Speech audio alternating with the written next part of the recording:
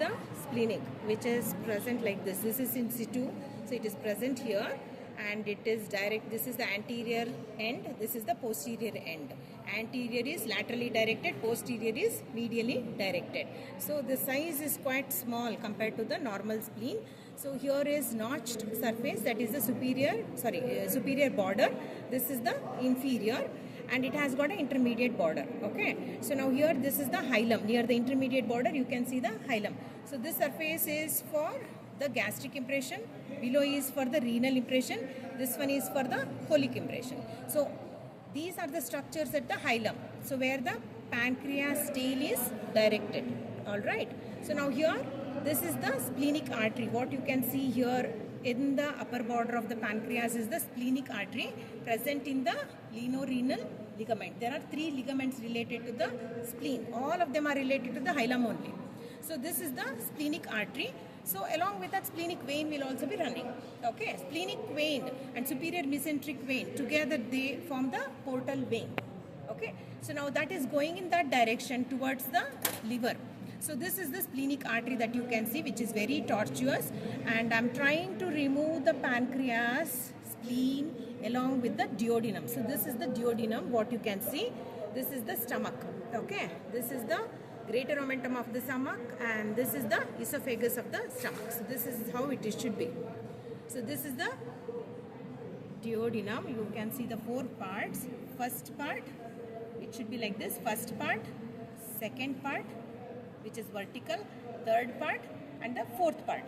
Near the second part, in this junction, you can see the uncinate process and the head of the pancreas, and this one will be the body of the pancreas, and tail is directed towards the spleen of the pancreas. So I'm trying to remove duodenum, all the 4 parts, pancreas along with the vessels and the spleen in one shot, and I have removed the esophagus and stomach in this. So I need to tie a thread here and another thread there, and in between I'm going to make a cut. Okay, here also, and near the 4th part I'm going to again tie 2 threads, just like you cut the umbilical cord. In between I'm going to give a cut. So that's what we are going to do. Okay, so now we have removed all these organs. What you can see here is the stomach. Okay, this is the J-shaped stomach, and we have removed with the esophagus. So this is part of the esophagus we have removed. This is thoracic part of the esophagus, and then it pierces the diaphragm at the level of T10, and it enters the abdomen and it joins the stomach. You can see the greater curvature and the lesser curvature. Here in this region will be the liver, okay, with the gallbladder. So you can see that because of the gallbladder, this part of the duodenum is colored. That is because of the bile juice. So you can see the lesser curvature, greater curvature, and you can see the spleen here. And coming to the spleen, this is pretty much small compared to the normal size.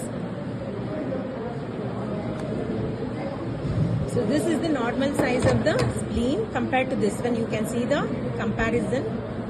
Okay, I'll come to that later. So this has got a superior border which is notched, and it has got an inferior border, and it has got anterior end which is blunt and posterior end. This is going to make around 45 degrees with the transverse colon, and you can also see that the anterior one is laterally directed, posterior is medially directed, and you can see at the hilum there are structures entering and leaving. You can see the splenic vessels. So this is the splenic artery. This is the splenic artery which runs in the linorenal ligament.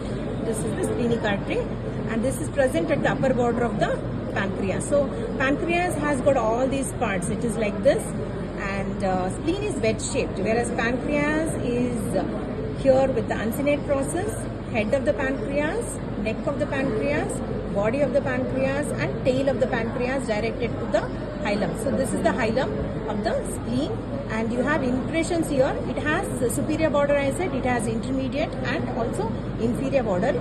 Intermediate border, here you can see the structures entering and leaving. This is the hilum.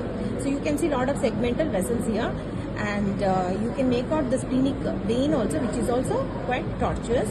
And you can see the impressions. Above is the gastric impression, renal impression, and this is for the colic impression. Alright, so now what is this one? Splenic artery. Okay, so now here you can see there is something that is related to the neck of the pancreas. This is the superior mesenteric vessels that is related to the neck of the pancreas. and this portion of the stomach ends as pyloric antrum and then continues down as pyloric canal. You can feel the sphincter also. There is a sphincter at this end, and then it continues down as the intestine. Okay, so there is first part of the duodenum which is very small, about 1 centimeter, and again there is 6 centimeters of second part where the head of the pancreas is directed, and there are two things that is entering the second part through the papillae. One is the pancreatic duct, another one is the bile duct. So two of them enter into the second part of the duodenum. This is the second part. This is the third part, and this one is the fourth part. So first part, second part, third part, fourth part. This is superior mesenteric vessel. So this one is pancreas, this one is spleen, and this one is the stomach, and this portion is the esophagus. And coming to this one, the same thing, spleen. When you compare with the small spleen here, this is a normal sized spleen, which is about 300 grams or 7 ounces. So it has been removed with little bit of pancreas, healthy pancreas this is. So you can see all these are ligaments actually. There are 3 ligaments that is related to the hilum. There is anterior pole and posterior. So superior border is notched. You can make out how to hold this in anatomical position with the superior border. This is the intermediate and this is the inferior. Okay, so this is about the spleen, and you can see that it is glistening. This is the diaphragmatic surface, this is the visceral surface, and you can see that the capsule is very thick. That's why it looks nice and glistening. Understood?